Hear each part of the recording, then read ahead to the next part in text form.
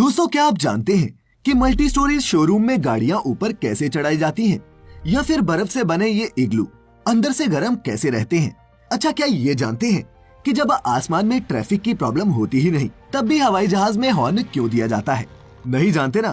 तभी तो कहता हूँ, हर फ्राइडे देखा करो फैक्टिफाइड हिंदी के ये एपिसोड्स, क्योंकि यहाँ आपको कुछ भी ज्ञान नहीं परोसा जाता। चुनकर लाता हूँ मैं आपके लिए 10 ऐसे फैक्ट्स जो आपको पहले से और सजग और समझदार और जिम्मेदार बनाए। तो फैक्टिफाइड हिंदी के हर एपिसोड को अपने दोस्तों और रिश्तेदारों के साथ भी शेयर करें और उन्हें भी दे मौका फैक्टिफाइड होने का।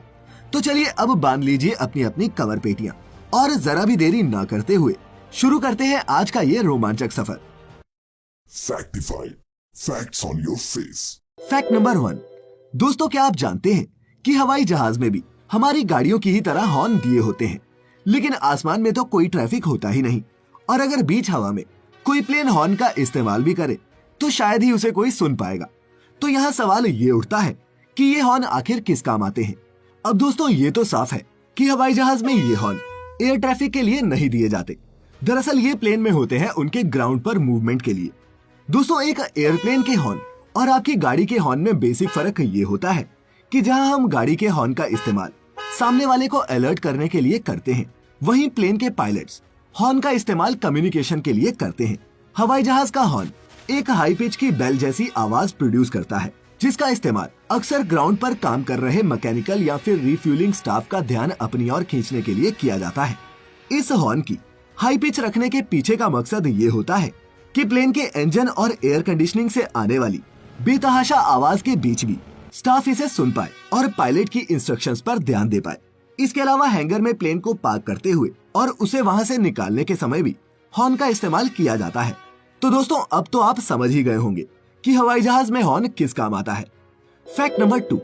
दोस्तों, आपने कभी न कभी हाईवेज पर चलते हुए या फिर किसी बड़ी मार्केट में इन कमाल के कार शोरूम्स को देखा होगा, जिनके ऊपर की मंजिल पर चमचमाती कारें ग्राहकों को अपनी ओर आकर्षित करती हैं।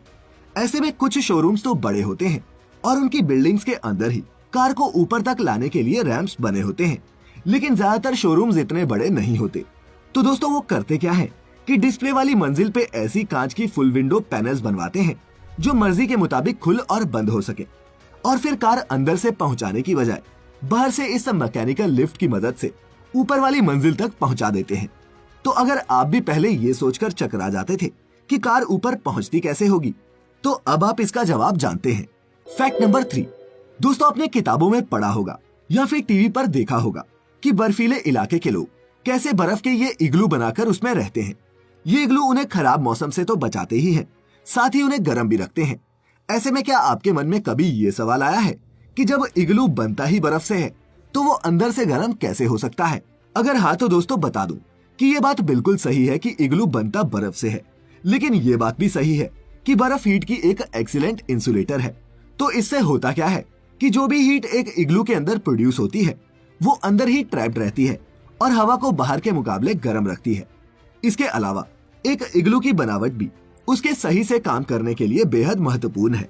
एक इग्लू का दरवाजा हमेशा नीचे की तरफ रखा जाता है, जो आपको पहुंचाता है इग्लू के निचले हिस्से में। लेकिन दोस्तों, सोने के लिए इस हिस्से का नहीं बल्कि एक ऊंचे हिस्से का इस्तेमाल किया जाता है। वो इसलिए क्योंकि गर्म हवा हल्की होती है और वो इग्लू के ऊपरी हिस्से पर इकट्ठी होती रहती है, जबकि बाहर से आने वाली ठंडी हवा इग्लू के निचले हिस्से तक ही पहुंच पाती है। आर्कटिक के नेटिव्स जो इग्लू बनाते हैं उनमें तो आप आग भी जला सकते हैं।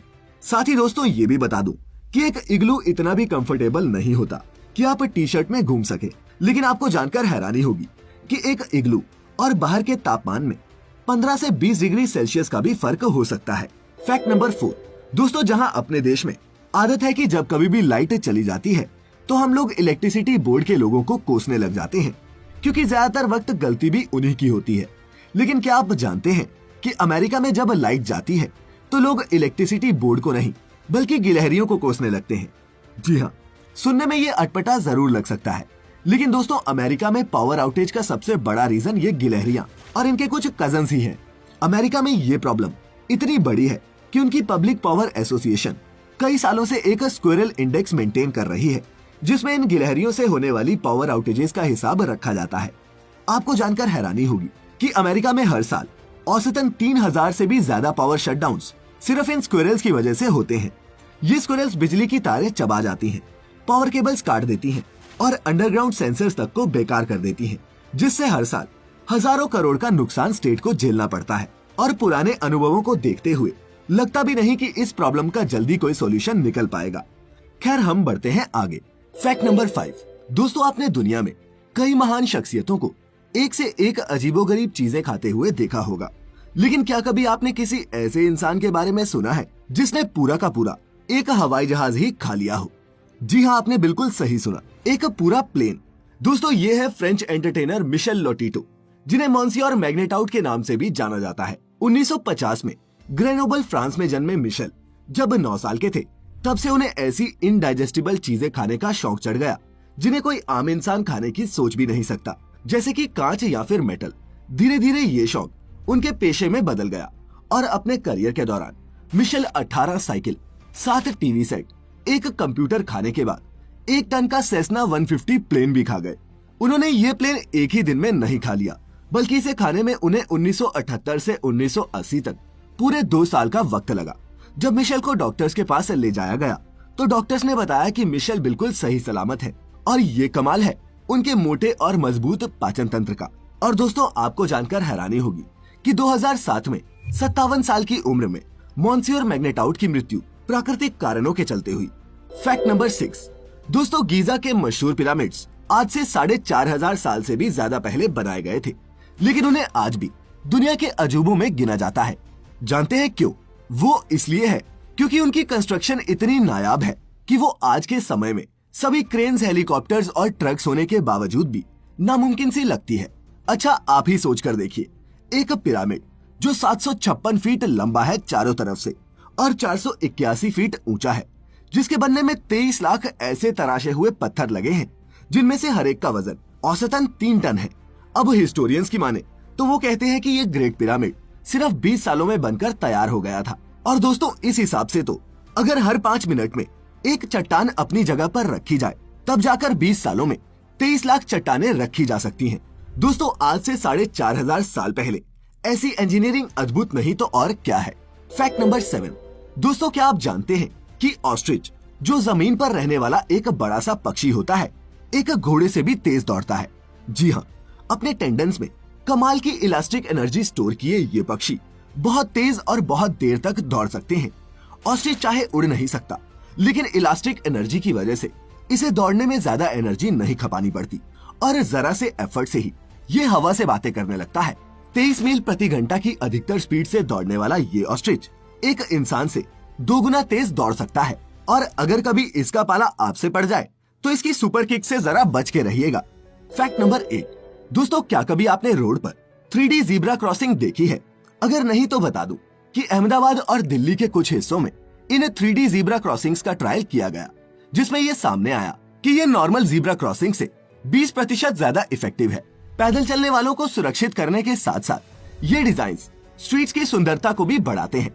लेकिन आपको ये जानकर हैरानी होगी कि इन 3D ज़ीब्रा क्रॉसिंग्स का आइडिया देने वाली थी गुजरात की माँ बेटी की ये जोड़ी। ये है सौम्या पांड्या और शकुंतला पांड्या।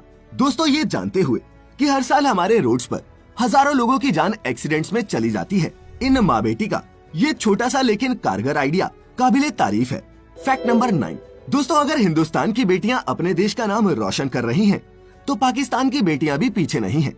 क्या आप जानते हैं कि हाल ही में पाकिस्तान की रहने वाली एमा आलम ने 29वां ग्लोबल मेमोरी चैंपियनशिप जीतकर सबको हैरान कर दिया है। दोस्तों, इस कंपटीशन में पार्टिसिपेंट्स अपनी शार्प और फास्ट मेमोरी स्किल्स का इस्तेमाल अपनी इंटेलेक्चुअल पावर और ह्यूमन मेमोरी की पोटेंशियल दिखाने के लिए करते हैं। एमा और उसकी टीममेट सईदा जहरा ने इस बार दुनिया भर से आए 300 से भी ज्यादा पार्टिसिपेंट्स को सिर्फ हराया नहीं है, बल्कि कई वर्ल्ड रिकॉर्ड्स भी तोड़े हैं। और अब दोस्तों, वक्त हो चला है आज के इस वीडियो के आपके अपने योर ओन फैक्ट का, जो हमें इस बार भेजा है साहिल संजय रोडे जी ने। संजय लिखते हैं कि इंटरनेट का भी एक अपना वर्चुअल मैप बनाया गया है, जिसे आप भी www.internet-map.net पर जाकर देख सकते हैं। अब इसमें होता क्या है कि ये जितने भी सर्कल आपको दिख रहे हैं, ये सब वेबसाइट्स हैं, जिसका जितना बड़ा सर्कल उस पर उतना ही ज्यादा ट्रैफिक। इस वेब पेज पर आप 2011 तक कैटलॉग हुई 3.5 लाख से भी ज्यादा वेबसाइट्स का एक मैप देख सकते हैं, जिसमें अलग अलग देशों की वेबसाइट्स के सर्कल के रंग भी अलग अलग दिखाए हुए हैं। इस इंटरनेट मैप की मदद से आप किसी रीजन या फिर देश की टॉप रैंकिंग वेबसाइट्स के बारे में तो जान ही सकते हैं, साथ ही वेबसाइट्स के आपस में लिंक्स के बारे में भी आपको यहाँ जानकारी मिल जाएगी। तो मौका लगे तो इंटरनेट मैप का एक अनुभव जरूर कीजिएगा। खैर, अब वक्त हो चला है आपसे विदा लेने का, इस वादे के साथ कि मिलूंगा अगले हफ्ते भी कुछ नए कुछ इंटरेस्टिंग फैक्ट्स के साथ। बाकी वीडियो अच्छी लगी हो, कुछ सीखा हो तो आप जानते हैं कि क्या करना है। अपना अपने चाहने वालों का ख्याल रखें, खुश रहें और वीडियो अंत तक देखने के लिए आप सभी का बहुत बहुत शुक्रिया।